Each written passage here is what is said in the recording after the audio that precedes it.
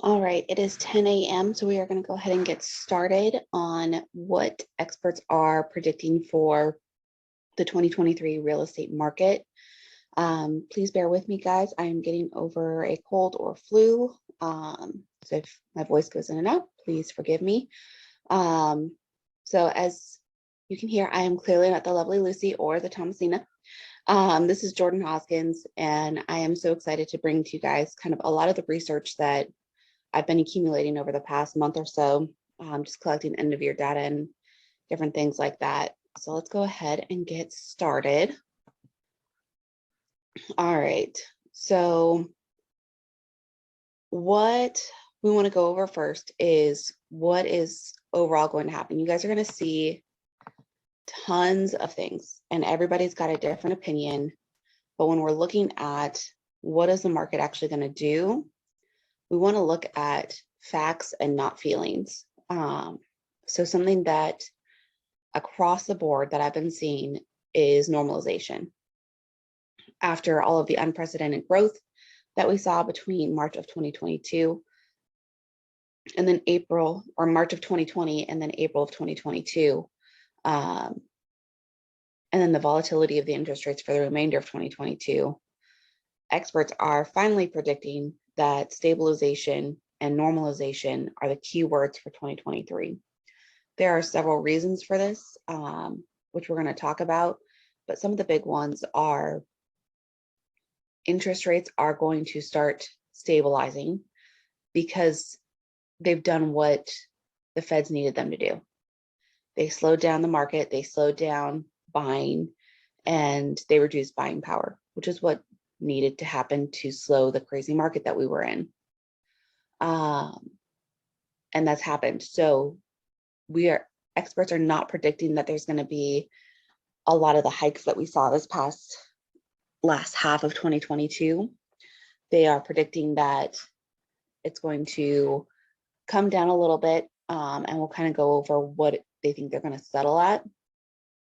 Unfortunately, it doesn't look like it's going to be in the 2s or 3s like what so many of us got used to. So what we want to look at is when we're looking at the market, it is important to look nationally, but it is even more important to look locally, which is a big part of what today is going to be. So when we're looking at national, right, it's a big picture, knowing that our little bubble in Hampton Roads is its very own unique market. It's not going to be on national levels. We are not going to see a lot of the same things that California sees simply because we're not a California market. So that's kind of, just things to kind of keep in mind as we're going through this. According to NAR, which is the National Association of Realtors, the housing inventory is expected to remain tight, which will keep home prices across the board from falling, although it will decrease the price appreciation. Sorry, there was some typos there. So that's something important to remember as well, is we are looking at still a tight inventory. And what does a tight inventory mean? We'll look at that a little bit later. But it's not going to have the prices falling. So many people are still comparing this market to the crash of 2008, and it's not. Now, luckily, most people are getting over that. However, it's still something that is out there more frequently than we would like. So part of our job is making sure that our clients are educated in that. The housing market, the 22 housing market has ended about 16% less homes sold from the same time period in 2021. Now that's a national average, right? That is national. So what does that mean? It means that less homes have sold, but does that mean the market is crashing? No, because when you look, and we'll look at this up a little bit later, there's also been less homes put on the market. So that's something to kind of take a look at.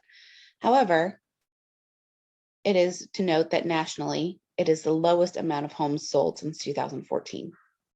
So if you've seen a slow in your business at the end of this year, you're not the only one. New home sales are down 17%, which is back to pre-pandemic levels. So people are not scooping up these brand new construction homes like they once were.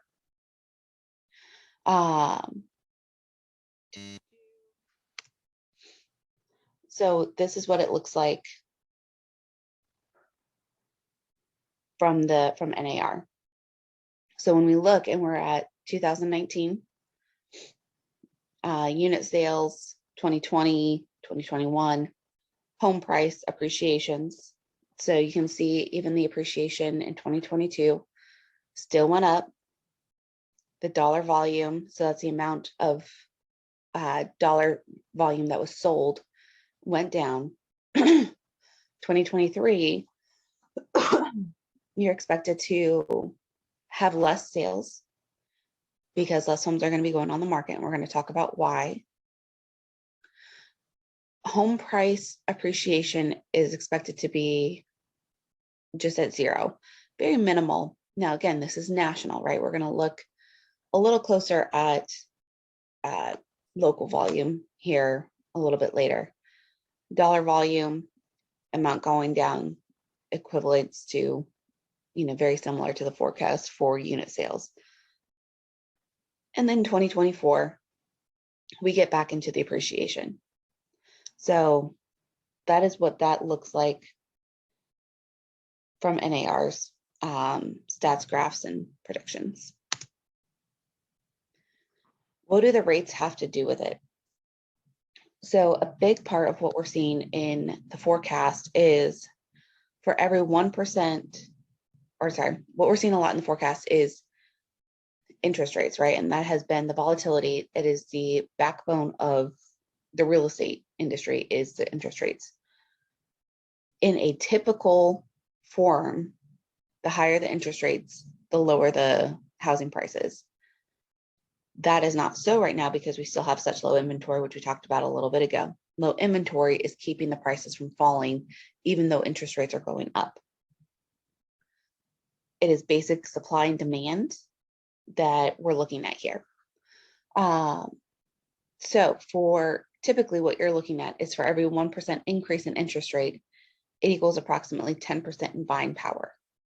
Now, what that means with this coming year, it's hopefully with every 1% decrease in interest rates, it approximates 10% increasing buyers' buying power. So what does that look like fundamentally? So if you have a buyer who's pre-approved at $300,000 at a 6% interest rate, then what that means is if the interest rate goes down to 5%, they can suddenly buy a $330,000 home with the same mortgage payment. And what this means is ultimately a lot of people were priced out of home buying this past year, which was sad because the interest rates made it so they couldn't buy because they couldn't afford what they could have afforded with a lower interest rate. Hopefully by the interest rates coming back down, we're going to be able to bring more buyers back into the market. With interest rates still more than double what they were last year, though, it has homeowners wanting to hold on to their properties and not sell, which is a big part of why NAR and other local economists are predicting a slowdown in the 2023 market. The interest rates are still, even though they are coming down, they are still higher than they have been. Even, if you guys were around in the 2018, 2019 market, I mean, people were still getting, 4% interest rates. We didn't really see above 5 until this year. And with that being said, people who bought in 2017, really 2019 and below, are still holding on to their properties because they're like, well, my interest rate is still better than the current interest rate. and which means my mortgage payment is going to be less with this house than it would be if I bought a new house. Now, that being said, the NAR chief economist expects rates to settle around 5.7% by the end of the year. Now, does that mean anything? No, not necessarily, because as you'll see, there's all sorts of opinions all over the place with everybody. I've talked to a couple local lenders who believe that it'll settle closer to the 5% interest rate.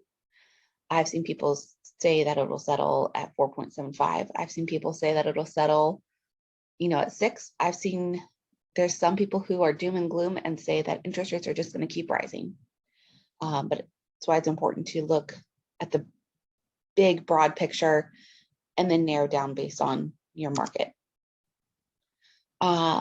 So the Realtor.com chief economist, Danielle Hale, was upbeat about prospects of property appreciation, projecting a 5.4 increase in existing home sale prices for 2023. Now that goes a little against that chart that we went through a little bit earlier where it said a 0% increase. But she says, we think price growth will be half of what it was in 2022, which means overall price growth in 2022 was around 10%. And we may see some months of year-over-year declines, but overall prices will be higher and housing shortage conditions are still going to be present in the market. Now, she goes on to predict that an interest rate settling at 7.1%, which is kind of terrifying. And I hope that that doesn't happen. I do hope that the projection increase of around 5% will happen, because it would be great to continue that appreciation. But settling at 7.1% interest would not be ideal, especially for our area where we do have so many blue collar jobs and people who do live paycheck to paycheck. Now, that being said, another economist, we believe 2023 will bring variability in how housing markets adjust. The Bright MLS chief economist, Lisa Sturdivant, said there will be a lot of resetting expectations for both buyers and sellers, which I could not agree with this statement anymore, even if I tried. Setting proper expectations is one of our biggest jobs as realtors. And resetting the expectations after the craziness that we've just been through is going to be huge. It's going to be a huge part of what we go on to do. And part of how we set expectations is by being prepared and being knowledgeable, which is why we have all of these stats. So now this chief economist says, she goes on to say the largest adjustments will be to pandemic era boom towns. But even if prices fall in certain areas, she does not believe they will fall to pre-pandemic era values, which means everyone will still end up in a win-win, even if there are declines.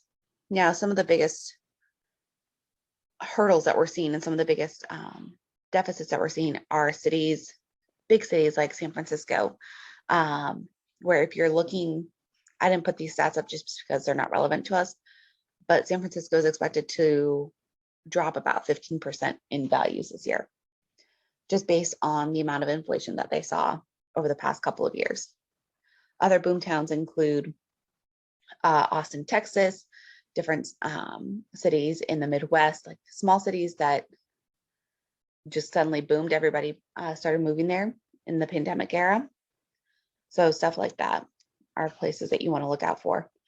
We here in Hampton Roads, yes, we saw a boom. Yes, we saw housing prices increase, but we were not at the point as so many other markets in this country. So therefore, because we did not experience as much of a boom, we're also not going to experience as much of a fall. We were not at the point, yes, there were some homes that were going $50,000 to $100,000 over asking, but that was not the norm. The norm in our area was $10,000 to $20,000 over asking with some sort of appraisal gap guarantee, usually not more than $10,000. Were there outliers? Yes, of course. Was that the norm? No. Which ended up helping protect this area from some of the decline that we're going to see across the country in other markets. So we're going to take a look now more locally. So total sold versus median price. So what I want to do now is take you guys to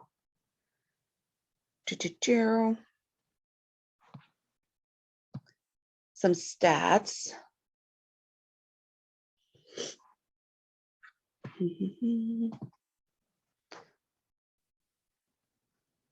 And what I did is I pulled stats from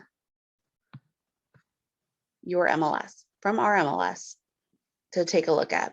I'll show you guys how I did that here in just a little bit.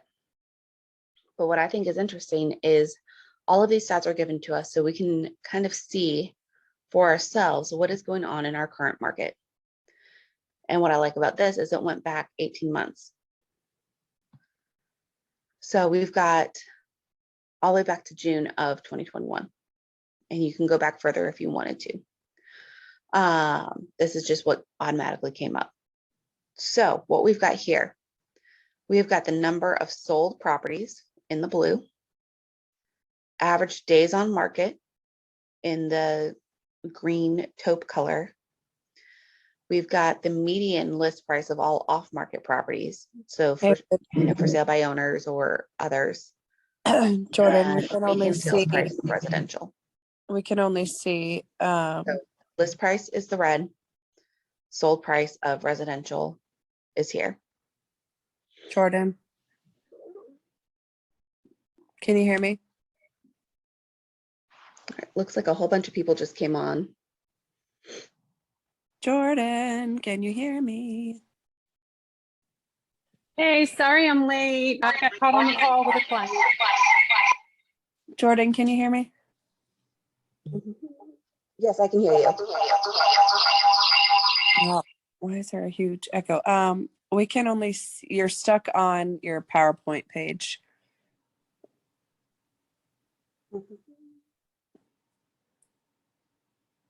Say that again. All right.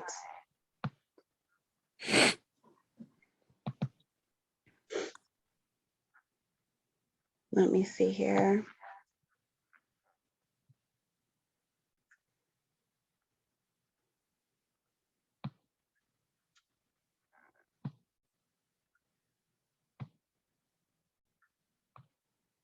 Can you see this now? Yes, ma'am.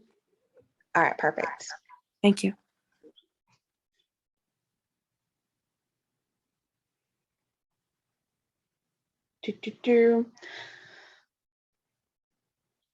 All right, sorry, let me get resituated. All right.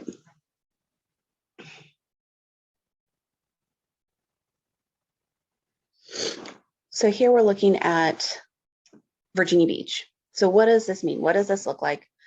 We're looking at overall home sales, right? So we could see a start to the decline in January and February of last year. And then we, of course, saw the spring increase. And we saw a big boom right when interest rates were starting to rise. Everybody was like, oh goodness, interest rates are actually rising. We better take advantage of this. And that's what we saw in May and June. And then as interest rates kept rising, we started seeing a steady decline until we got to October and November for an actual number of home sales. Now, what's interesting is the sales price, right? So at the height here in April, right when interest rates were still low and the market was still going crazy, we saw the highest amount of sales price. And then it slowly started tapering off. So just interesting stats to look at. And what's really cool is as this goes on, you can go for any city. You can look at any city. You can look at and see here, what does that look like here in Chesapeake? If you're trying to market to a particular farming area, if you're trying to, stay in your certain area, you can absolutely pull these. So what does this look like? Chesapeake had a little bit more volatility as far as, high, a little, not a crash, but it did come down significantly, to go up, to go down, way far down again, to go back up, to go back down. And what I find interesting is when you're looking at the list price of the off-market properties, that's following FSBOs primarily, and just kind of where FSBO's expectations are. I just find that interesting myself. But looking at any space, Norfolk was a lot more stable as far as the list price goes. Not as much volatility. And when we look, let's go up to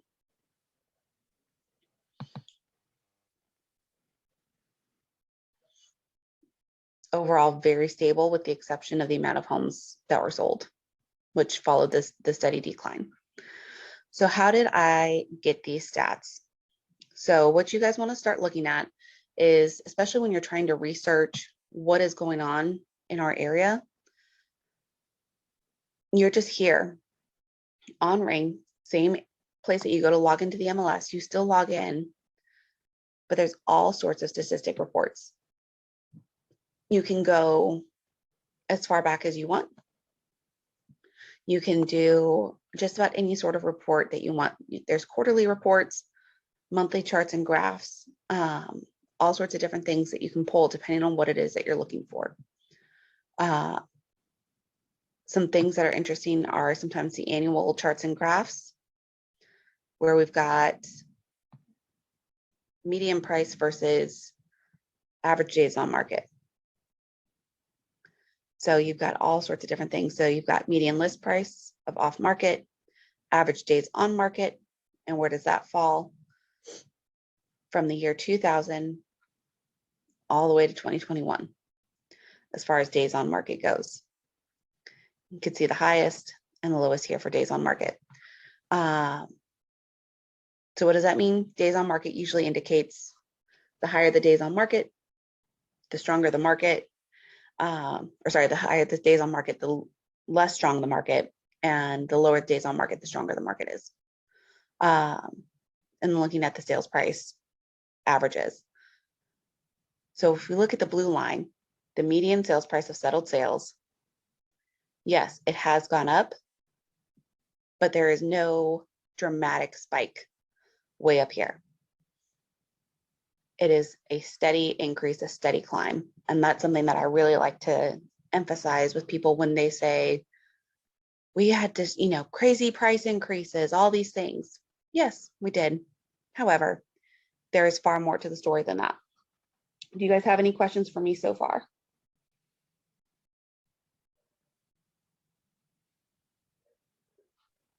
All right. No, ma'am, looks good. So another thing that is interesting to look at when you're just on your, regular MLS home screen, coming over here to Domus Analytics, and I put that, these are interactives, graphs and statistics.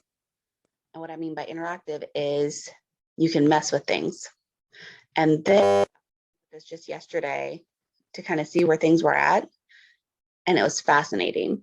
So if I change this to,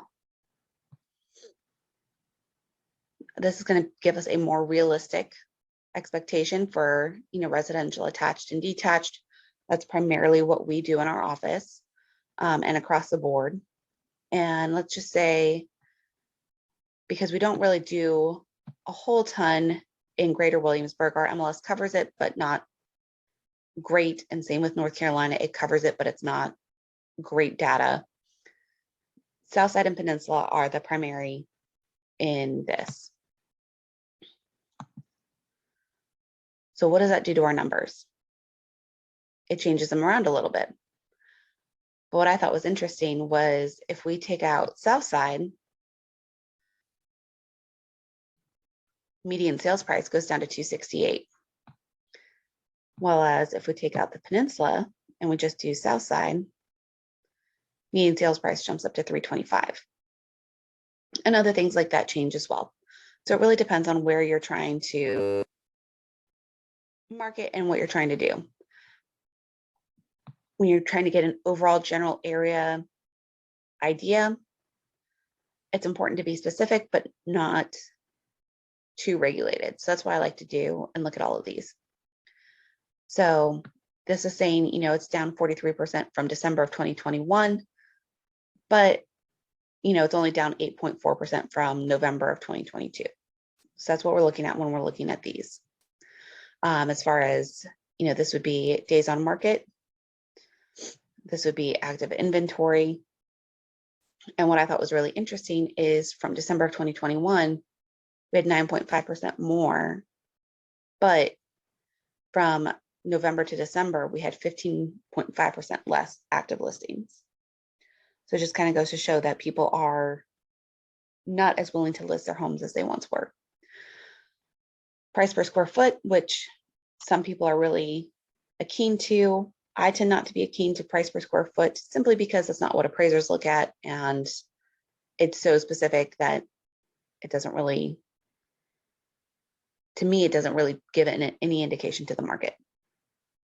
New listings, though, are down both from last year and from last month. So that's just, there really is a shortage in supply of inventory. And then percent of ask received, it's down 1.1% from last year and down 0.03% from, or down 0.3% from last month. Not a huge difference. People are still receiving on average 99.9 or 99.7% of the list price. So that's kind of what we're looking at there. Some other interesting things that you can do and look at is market insights. And again, this kind of shows statistically what has been going on. And this is since 2004. So we've got a good 20 years worth of data that again shows by month, what does this look like? But instead of by month, let's look by year. And again, you can see, yes, it has gone up over the past couple of years,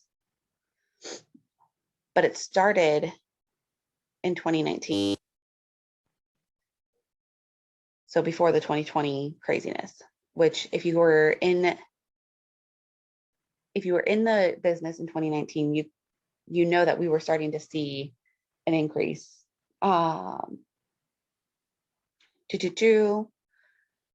And yes, it is up there. We go from 240 to an average price of 308. Yes, that is a big change. But when it goes from, we were so sedentary for so many years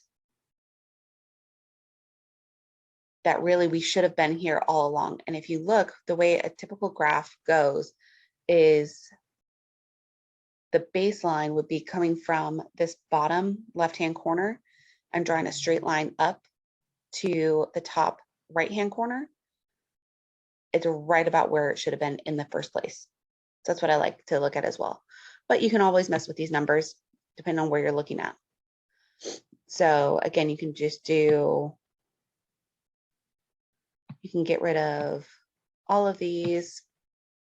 You can do just the South Side and Peninsula, hide the filters, and look even more.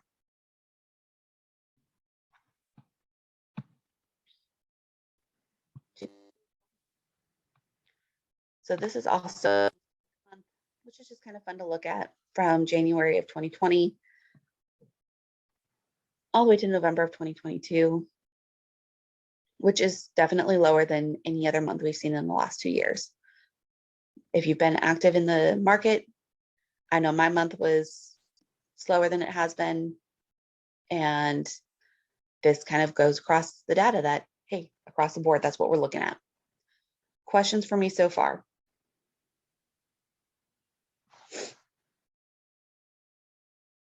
Kara, Tanya? No, ma'am, I'm following. Nope, it's understandable. I can feel it.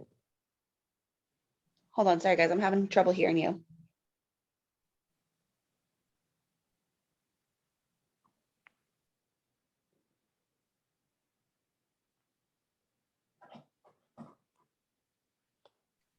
Can you guys repeat what you said, please?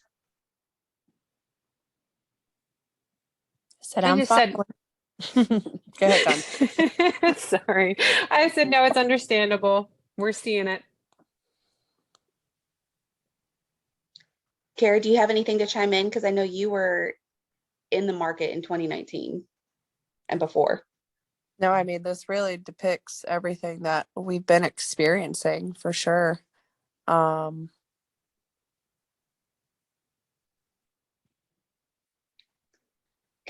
All right, Yeah, well, we will keep going everything else on. said.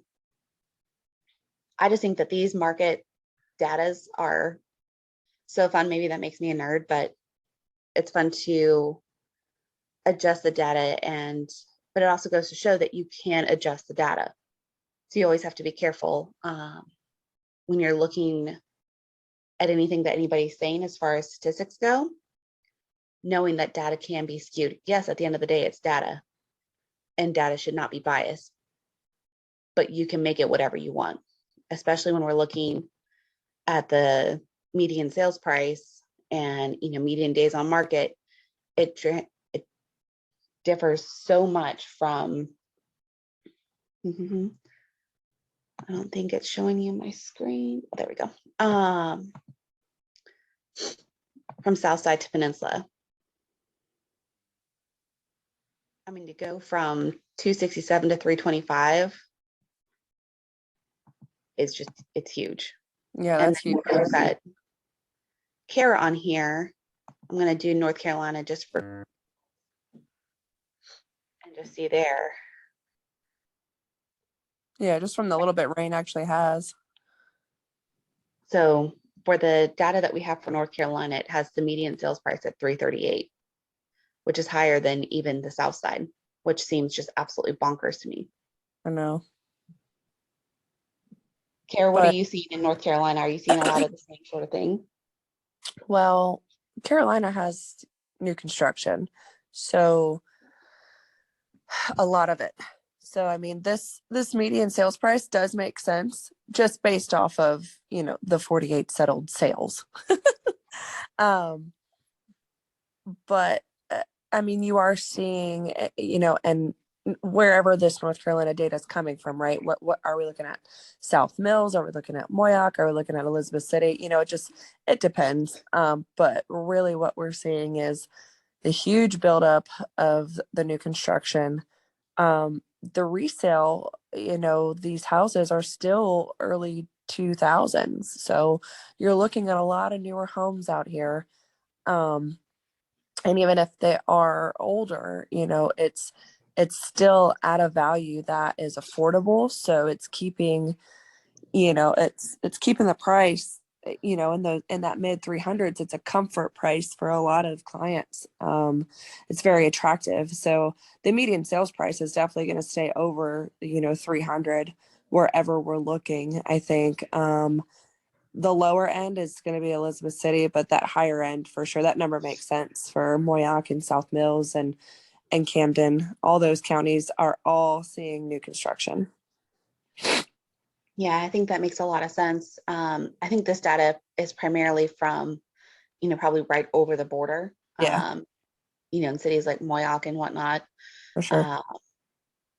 Maybe a little bit of South Mills, but Yeah, I doubt it MLS has goes all the way down to anything. Elizabeth City. Yeah. Could be wrong, but I think that makes a lot of sense. And the fact that it is only over 48 sales is kind of hysterical. The median days on the market is funny too, because ever since we felt a lot of it in September and October, we felt like the halt And, I'm showing houses that have been on the market for 90 plus days. It's not, things aren't flying off the shelf out here. Yep. And I think that that is a good point, is we are going to start seeing longer market Yeah, time. And that's for sure. something that it comes back to, what do we have to do to really, prepare our clients, is Yeah. we've got to prepare them for longer market times. Your Yep. house is not going to be, one weekend and done. Could it still happen for the right house? Sure, of course it could. Yeah. But it is important to start preparing them for longer market times. Yes. 30, 60, even 90 days is Yeah. not unheard of. 90 days is getting pretty long. But Yeah. 30 and 60 days is not uncommon. And 30, I think 45 days was the average market time Yep. for a long time, several years. Yeah. All right. So going back, make sure.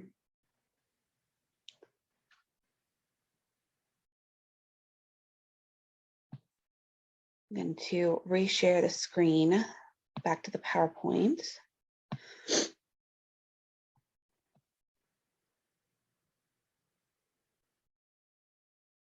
All right.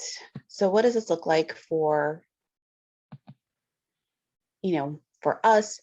We've kind of talked about this a little bit already. But overall, from all of the data and the statistics that I pulled, we've seen approximately a 7% increase in the 2022 housing prices, which overall is still a great return. Year over year, national statistics that you take over the course of the last 20 years is a 3 to 4% increase is average. So we're still above average for the past year, even though, yes, we did see, some price decreases, some stabilization happening, we still saw an overall increase. And I think we're probably going to be closer to that 3 to 4% this year. Although I hope we're more. I think we're probably going to still see a slowing down, but not a halt to our housing prices here in this area, because we are so protected in our little bubble. What's really crazy is the average home price in Hampton Roads is now over $300,000, which we saw in our statistics. Southside at $325,000, Peninsula at $268,000. So Peninsula is still a better value, but it's just that price difference still gets me. Biggest thing we're seeing though is less homes are being sold. But in addition to that, less homes are also being listed. So that is what's keeping inventory tight, which is what's keeping prices where they are, if not growing, despite what else is going on in the market and despite what's going on nationally. So what dictates a normal market? As we all know, normal is very relative. Average stable market that is neither a buyer's market nor a seller's market is usually dictated by approximately 6 months worth of inventory. So how do we look at that? We want to look at the amount of homes sold per month and divide that by 12, and how many months worth of inventory is that? What does that look like? Anything less than 6 months is a seller's market, and anything more than 6 months is a buyer's market. When we were looking at the statistics on the graphs, we were about 2.3 months worth of inventory, if you guys saw that on there. So what does that mean? It is still a seller's market, but it is also the beginning of a buyer's market, because there is more inventory. Homes are sitting a little longer, which, as we talked about earlier, the longer a home sits on the market, the longer days on market, the less strong of a market it is, which means buyers can get a better deal. All right. This was not, sorry guys, that was a weird slide in there. So for a summary, in 2023, we're going to see a much needed stabilization of both housing prices and interest rates. One of the largest difficulties we'll be overcoming is realigning buyers and sellers' expectations, bringing sellers back down to down to earth as far as expectations on offers, asking price, closing costs, repairs, all of that they got a little too used to over the past couple of years. And then also bringing back down buyers' expectations of sticker shock at the interest rate, because buyers also got a little too used to 2 to 3% interest rates. Understandably so. We were stuck in the threes for a long time in 2018, 2019, really, and it was 2019 that we started seeing some interest rates get into the 4%, and people were freaking out. And now we're wishing we could get back down to 4%, but we were stuck in the threes and the very low fours for years. I've been doing this since 2014, came in the market in threes and 3% interest rates. And I didn't see it hit 5 until this past year, if that gives you guys any sort of indication. Now, of course, I've read about interest rates being higher than that, but I never saw it for myself. So we were really, really spoiled for a really, really long time, both buyers and sellers. And this year, we're going to experience more statistically average interest rates. So not necessarily average interest rates over the past 10 years, because again, we were seeing so many threes for so long. But overall, statistical average interest rates. Some of the biggest hurdles we're going to find, though, is sellers who do not want to sell to give up their great interest rates. And many sellers' interest rates are going to be below the average inflation, which again is at 3 to 4% of average housing price increase. And if their interest rate is below that, oftentimes they are right in that it does not make sense for them to sell, and that they might want to rent it out instead. Or they just want to stay put maybe, unless they have to sell. Now that's going to be a national thing. Here in Hampton Roads, we are protected a little bit more in that we have such a transverse community. We've got military coming in and out. We've got people who don't want to rent out their homes, people who have to sell, people who have to buy. Our little community here is so protected by all of the shipyards, the military, all of the infrastructure that we have around here really helps protect us from a lot of it. Although we are definitely going to see a lot of it come into play, just not as intense as a lot of other markets that you're going to see across the board when you're going to be hearing all the doom and gloom on the news and whatnot. Do you guys have any questions, comments, concerns? Is this about what you were expecting? Anything that you guys are concerned about in this coming year for this market? No, this was definitely expected. I also, we don't deal with property management, right? But I have heard that rent is going to stay the same. It's not something else that's going to dip. So that could be another, strategy for, trying to help somebody make that decision of, do I sell or do I rent? It's dependent on their mortgage. Can they rent it? How much can they rent it for? I'm seeing a lot of the rent side has been brought to my attention a lot. Like you said, Jordan, to your point of they want to keep their 2.8, interest rate that they have. So I think getting more versed, and taking a look at the rental side of our area could be beneficial as well. I could not agree with you more. And I've actually seen a lot of statistics because a lot of buyers are going to be, they predict a lot of buyers are going to be kind of on the fence. Let's take a look and see what happens this year. Yeah. And just kind of wait it out and see what happens. it's going to push for a lot more rentals, which is actually going to increase the price of rentals over this past year is a lot of what I've seen from different places like Forbes and different websites like that, which is crazy that rent is going to continue going up when it's already increased so much over the past couple of years. So just very interesting statistics, especially because like you, a lot of sellers that I've been talking to have been bringing up the idea of rent more and more. Even though we don't do property management, it is good to know the numbers. Yes. And Yeah. have, of course, a great property management team that we can refer to. Yeah. And then keep that conversation, right? Because,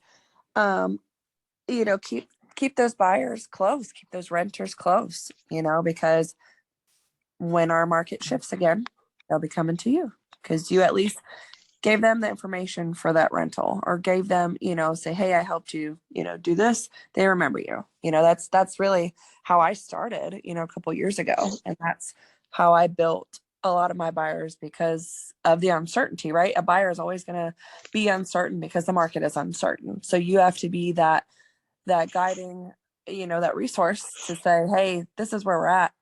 Either pay your mortgage at that rent price anyway, or just rent, so just, Yeah. But as long as you're providing both scenarios, that is what I've seen recently with sellers too. Like they want to see, do I rent it out? What's it like? Or should I sell? So just making sure that you are providing both to a seller and a buyer is crucial right now. Oh, absolutely. And just making sure that you're informed about it. Yep. As much as you can be. Yes, ma'am. All right. Any other questions or comments?